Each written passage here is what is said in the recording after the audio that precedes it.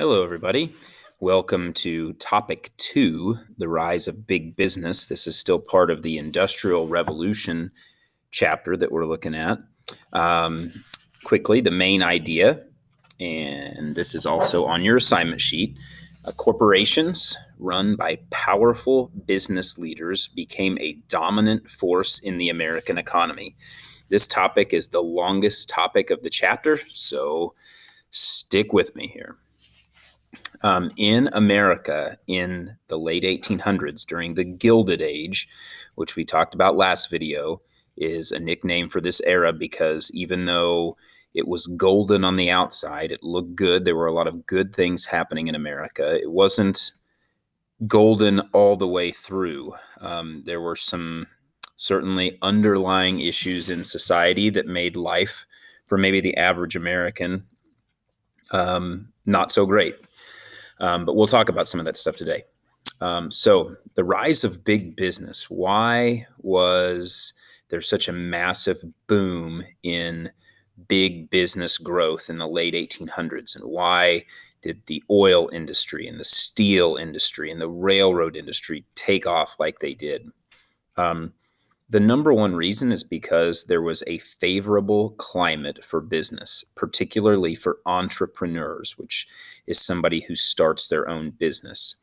Some important concepts on this slide, the first being American capitalism. So the whole idea behind American capitalism in the late 1800s was that there would be very little government involvement in private business. So like ways that government is involved in private business right now, for instance, is like child labor laws. You can't hire young kids to work long hours. The government says that's not okay.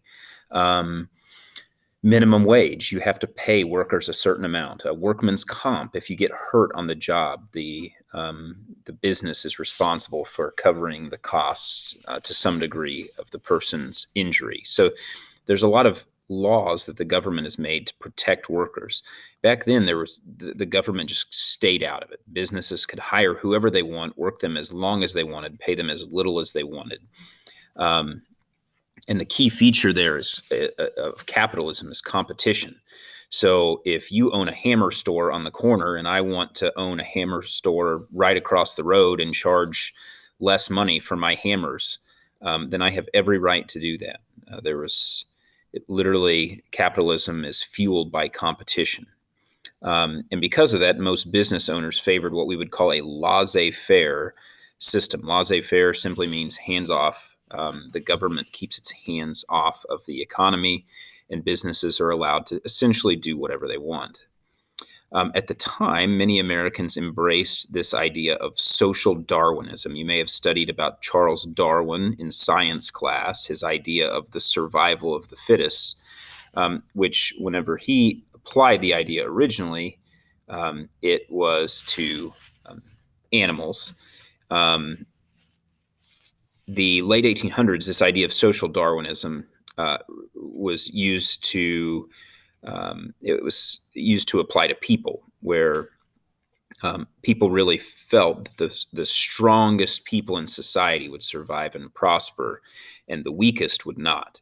And so that was kind of an underlying or driving theory behind capitalism in America was, look, the best are going to rise to the top, and they're going to be the richest and the most successful, and those who aren't are going to fall to the bottom and get trampled, and that's okay. So that's the idea behind social Darwinism, survival of the fittest in society. One of the other things that changed in the late 1800s was a lot of different businesses began to structure themselves differently, whereas prior to the late 1800s, you may have a town that had one or two of people performing different services. Like there may be one or two lawyers in a town. There may be one or two blacksmiths. There may be one or two shop owners who had, kind of like your standard grocery store. But there were very few big businesses, very few businesses that employed a lot of people. And so you start to see a lot of entrepreneurs taking one of really three routes. One, they would be proprietorships when there would be one owner. That's probably what you oftentimes think of when you think of somebody starting a business, is that you think of them doing it by themselves. But the reality is a lot of businesses start with a partnership or multiple owners. So you saw that in the late 1800s as well. But kind of the new structure that really took off in the late 1800s was a corporation. And a corporation, whenever you hear people talk about buying stock, corporations are businesses that are owned by stockholders. Now, there may be one gentleman that starts the corporation, but then there are multiple stockholders who invest in the business. And we're not going to go into a ton of reasons why, or we're not necessarily going to talk a lot about the structure of a corporation, but basically, if you can imagine a corporate entity, let's say Target, and you just envision a box with many squares. Whenever somebody buys a share of the box, they're actually now a part owner of the box. Now, there might be one or two guys or gals that own a lot more boxes than other people, but even if you own one box, one square in that box, you're part owner. If the value of that box, if the business becomes more valuable, like Target, then the value of your little square goes up. And so corporations were, yes, they were owned by the stockholders. And whenever they would do well, all of the stockholders would do well. Whenever the value of the corporation would go down, the stockholders lost money. So the advantages would be you can raise money quickly. Like if I have a business and I have a bunch of shareholders who are buying stock in my business, I can raise money fast. But some disadvantages is you can get into some really unfair business practices. Like if you were to create a trust, meaning that if I own a fast food restaurant in a small town and there's a bunch of other owners of let's use Platte City as an example. If all the fast food restaurant owners in Platte City decided to merge our companies together and split the profits, that really would be unfair for the consumer, because if we stop competing with one another and work together to drive up costs, then there's no competition for us. And that means that the consumer loses out whenever there's no competition. And a monopoly is when a trust completely controls an industry. You've probably played the game Monopoly, but if we probably the best example of these monopolies that has happened recently in your lifetime would be in the computer industry, when Microsoft under Bill Gates just started buying out all other computer startups. And they did this for many, many years, to where there was really only one computer company, Microsoft. And now we know that like Apple has hopped onto the scene. But for a while, Microsoft had a pretty good hold on the computer industry. Last slide here has to do with this idea of, were these business owners, were these guys industrial tycoons, which is kind of a compliment, or were they robber barons, which is a negative, a criticism? And so when we talk about these gentlemen, we're talking about guys like John D. Rockefeller, who founded Standard Oil, Andrew Carnegie, who founded Carnegie Steel, Cornelius Vanderbilt, who was known for his railroad companies.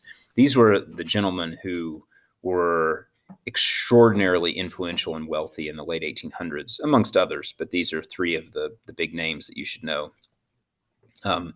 Carnegie was really the only one that talked about this idea of the gospel of wealth, where he gave back to society a ton of his wealth that he accumulated in his lifetime in the form of libraries, universities, etc. But not every wealthy individual felt the same way that he did about giving away wealth later in life.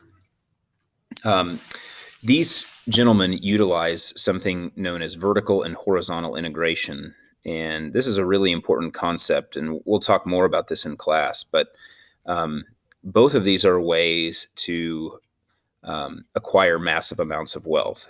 So using vertical integration, the example here in the graphic is of the cattle industry. If you own the cattle, if you own the slaughterhouse, if you own the railroad cars, the warehouses, the meat packing plants, and the delivery wagons, then you're going to be able to charge less money for your beef that you're trying to sell than somebody who just owns the cattle and then has to pay to have it slaughtered and has to pay to have it refrigerated and has to pay for all these other steps. If you own all of the steps, you're going to save a lot of costs. Okay.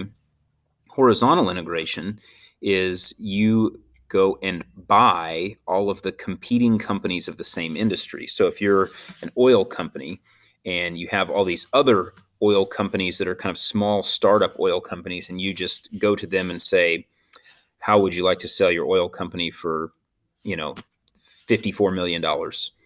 And they're like, hey, I would love $54 million. And so you just buy up all the competition in the same industry. And then eventually there's no one to compete with, so you can charge whatever you want. So those are some examples of vertical and horizontal integration and the rise of big business. Thank you for sticking with me for this really long video.